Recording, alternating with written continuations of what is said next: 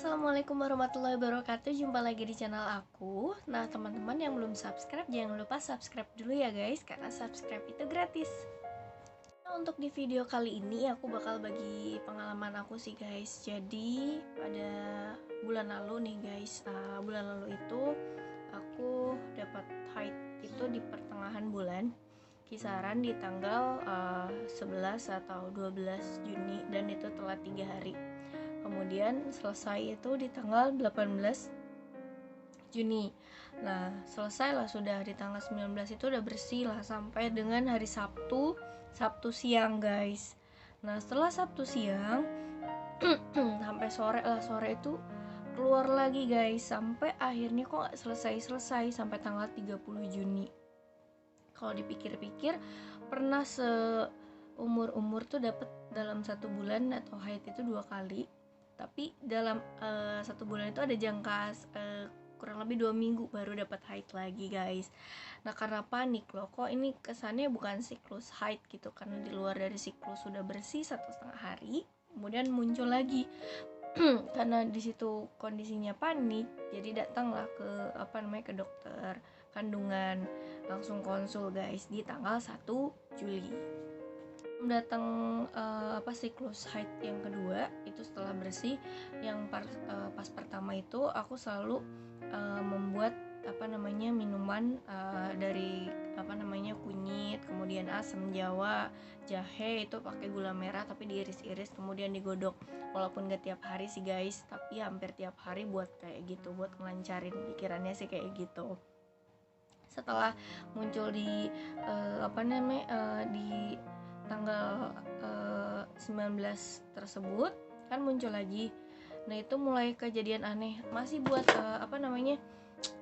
godokan yang sama, itu kunyit, kemudian gula merah, jahe, dan juga asam. Walaupun memang sama nggak tiap hari juga, tapi kok siklusnya agak beda ya. Biasanya kan memang pernah dapat sebulan 2 kali, tapi memang jarang banget, dan itu memang ada jangka waktu 2 minggu. Nah, setelah dibaca-baca, ini takutnya ada gejala yang memang entah kista, entah PCOS, atau bacanya apalah itu. Pada saat 2 minggu itu belum coba konsul ke dokter. Nah, tanggal 1 tuh 1 Juli datanglah ke dokter kandungan, karena ini siklusnya di luar dari siklus haid biasa, dan kalaupun dapat 1 bulan 2 kali itu kayaknya nggak jeda 1 hari setengah gitu. Setelah datang ke dokter, itu kan yang dekat rumah, coba USG transvaginal. Coba sebelum di USG dijelaskan dulu untuk siklus haid ya sebelumnya, sampai dengan untuk total hari, sampai dengan datang ke dokter, karena ini siklusnya di luar dari siklus yang biasa gitu. Karena kan kalau dapet tuh, kalau nggak 7 hari, 8 tuh jarang, 8 hari atau 9 hari itu jarang, karena emang siklusnya itu kebiasaan 7 hari guys. Gak lama cerita tersebut langsung ditindaklanjuti USG 2 dimensi transvaginal.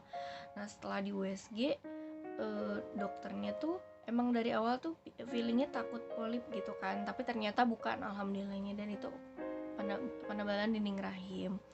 Nah, kan bingung, dokternya nggak cerita AB, cuma bilang tolong dikurangi dulu yang berlemak, kemudian jangan makan makanan daging merah lah, atau enggak yang berlemak banyak. Kalau daging putih boleh, tapi tidak dijelaskan atau misalnya pantrangannya itu apa, sampai akhirnya cari-cari di Google gitu kan sendiri pantrangannya apa. Nah, dikasih 3 macam obat sih guys. Nah, kemarin ini hasil USG-nya, dan ini nih, ini di tanggal 1 Juli. Obatnya itu ada 3 macam. Nah, kalau ini semacam spasminal, yang penting obatnya itu penahan rasa sakit atau mefenamic namanya. Nah, ini dikasih totalnya 10 penahan rasa sakit. Kemudian ini plasminex. Nah, kalau lihat di Google, ini tuh semacam untuk memberhentikan pendarahan atau mungkin haid yang berlebih. karena di rumah sakit itu ada obat yang memang nggak lengkap, jadi carinya di Jakarta guys, namanya Nurelut. Nah Nurelut ini semacam kayak Plasminex tadi, cuman ini kayaknya ada fungsi plus deh, karena harganya pun lebih mahal dan juga kegunaannya pun agak sedikit beda dari si Plasminex tadi. Lanjut, karena sering baca postingan Dr. Zaidul Akbar dan juga Dr. Sulistiowati, dicek untuk semacam gejala PCOS atau misalnya gitu, untuk nama penebalan dinding rahim itu apa gitu, endometriosis atau apa gitu kan, untuk makanan yang harus dihindari, misalkan untuk yang berlemak entah gorengan atau misalnya garam pun diganti menjadi garam Himalaya. Untuk beras atau nasi diganti jadi beras merah.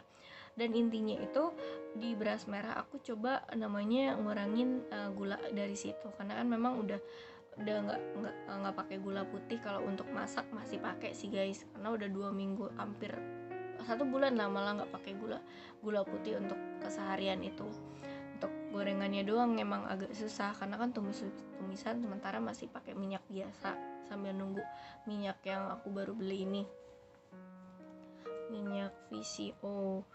Nah kemarin itu nyoba dirubah dulu lah dari hal yang kecil, itu dari nasi putih ke nasi merah guys, karena mungkin memang ada punya penyakit lambung. Nah lambung itu belum bisa nerima kebiasaan dari nasi putih ke nasi merah agak keras sekali perak ya, harusnya kan dicampur atau enggak airnya dibanyakin. Dan itu obat itu belum habis, tapi jadinya nambah ke ulu hati guys, nambah ke ulu hati. Emang sebenarnya dokter itu nggak ngelarang buat makan untuk nasi putih, cuma bilang jangan makan yang berlemak aja, dan kalau bisa daging putih, hindarin daging sapi atau kambing lah semacam itu. Cuman kan karena kita juga pengen ngejaga lebih apa aja sih yang memang kita harus hindari dan kita harus gunakan, sampai akhirnya sudah ke dokter itu tetap membuat ramuan atau misalnya minuman detox, tapi beda, bukan kunyit, yaitu dari jahe dan juga kayu manis. Walaupun tetap nggak tiap hari ya, 2 hari sekali pasti buat itu, karena buat nambah energi, karena setiap hari itu kan pasti keluar darah, karena sempat stop juga 3 obat tadi, paling sesekali minum ini, karena kalau lagi sakit banget baru pakai minum obat. Dokternya sih nggak ngomong AB, cuman kan kita sendiri feeling ini kalaupun nggak dikasih dokter kayaknya bidan atau misalnya teman di rumah sakit, kalau misalnya bener sakit banget haid minumnya ini. Cuman kan karena memang nggak tiap hari minumnya, jadi baru abis itu kemarin. Dari cerita dari si dokter yang kemarin bilang kalau misalnya pendarahan sampai dengan Agustus itu misalnya belum selesai, itu disuruh kuret guys. Bayangin belum pernah cek USG, kemudian pas dicek USG itu penebalan dinding rahim, disuruh kuret. Itu bener-bener jadi drop banget gitu, karena nggak kebayang kok bisa tiba-tiba kayak begitu. Sampai akhirnya nggak mau patah semangat kan, walaupun memang kemarin itu kena ulu hati 3 hari 4 hari gitu kan, sempat stop obat sampai akhirnya minum obat lagi yang dari dokter itu sisanya. Dan itu malah pendarahan atau haidnya kok nggak berhenti lebih banyak dari keluar darah biasanya. Nah pas hari Jumatnya itu, Jumat kemarin, Jumat itu Jumat itu di tanggal 17, karena kan check up atau cek lagi ke dokter di tanggal 18 ke dokter yang beda dan rumah sakit yang berbeda. Nah tanggal 17 ini baru mulai coba obat lagi guys. Nah setelah dapat rekomendasi dari temen itu kan cek yang kedua ke dokter yang beda dan rumah sakit yang beda. Pas datang yang pertama tuh auranya tuh dokter baik, bukan berarti yang pertama mungkin gak baik ya, mungkin karena ngira misalnya kayak pernah konsul dengan beliau, kemudian susternya pun welcome gitu, kayak pernah ketemu juga kan, bingung padahal kan belum pernah ketemu. Diceritakan lah dokternya tuh memang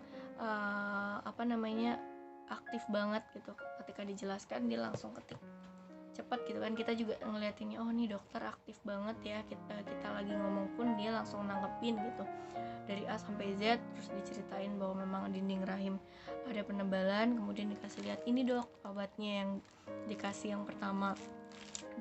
Diceritain loh kok 1 minggu terakhir ini malah makin banyak. Beliau cerita kalau misalnya kemarin itu ulu hati lagi sakit terus berhenti minum obat, itu obat salah satunya yang Nurelut itu kalau diminum lagi malah makin banyak keluarnya. Makanya kan shock nih, kok malah makin banyak. Yaudah yuk kita USG lagi. Nah USG yang kedua itu hasilnya adalah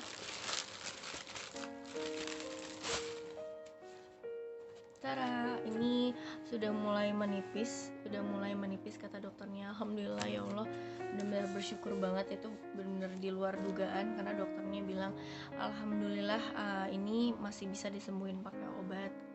Mungkin ya memang pola makannya juga harus dirubah karena kan kebiasaan itu gorengan pasti selalu tiap hari kan, minimal kalau nggak bisa ngehindarin banget ya dikurangin lah kalau misalnya versi aku sendiri karena aku pecinta banget gorengan. Terus dokternya malah bilang sekalian promil.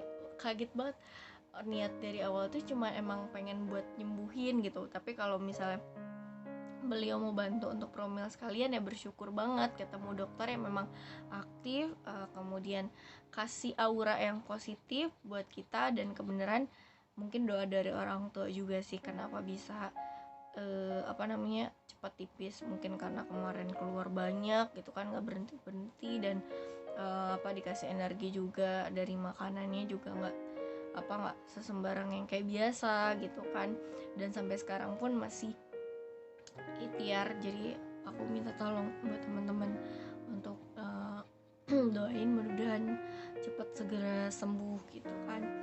Nah aku benar-benar ikhtiar banget sampai akhirnya aku beli, ini pun baru datang sekarang, minyak dari entah dari dokter atau misalnya dari herbal pun aku beli, tapi nggak dicampur banget setiap hari, jadi gonta-ganti. Kemarin pun pas lagi ulu hati lagi kambuh itu madu sedia terus setiap pagi, dan juga untuk kormanya guys. Jadi buat teman-teman di luar sana yang memang ada penebalan dinding rahim, saran aja, ataupun kalian belum tahu nih siklus haidnya di luar dari siklus biasa, segera datang ke dokter kandungan. Barangkali hormonnya beda kayak aku yang tiba-tiba loh kok ini keluar darah di luar dari siklus yang biasa.